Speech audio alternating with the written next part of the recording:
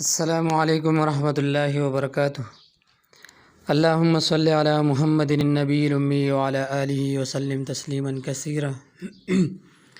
امید کرتا ہوں سب خیریت سے ہوں گے۔ آج میں آپ کو ایک ایسا آسان اور مسنون وظیفہ بتا دیتا ہوں کہ گھر پر بیٹھے آپ خود اپنے بچوں کو دم کر سکتے ہیں۔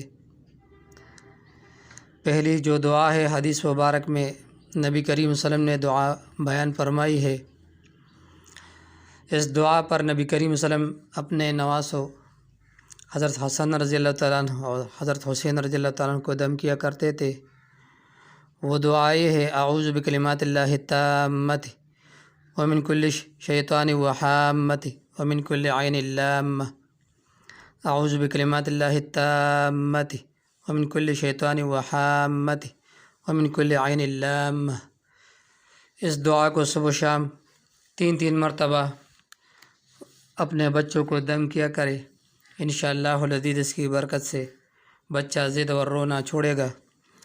دوسری قرآن کی ایک آیت ہے، سورۃ طٰہٰ کی آیت نمبر 108۔ سورۃ طٰہٰ کی آیت نمبر 108: وَخَشَعَتِ الْأَصْوَاتُ لِلرَّحْمَٰنِ فَلَا تَسْمَعُ إِلَّا ہَمْسًا۔ اسی آیات کو 7 مرتبہ پڑھ کر اپنے بچوں کو دم کرے۔ انشاءاللہ العزیز اس کی برکت سے بچہ ضد اور رونا چھوڑے گا انشاءاللہ۔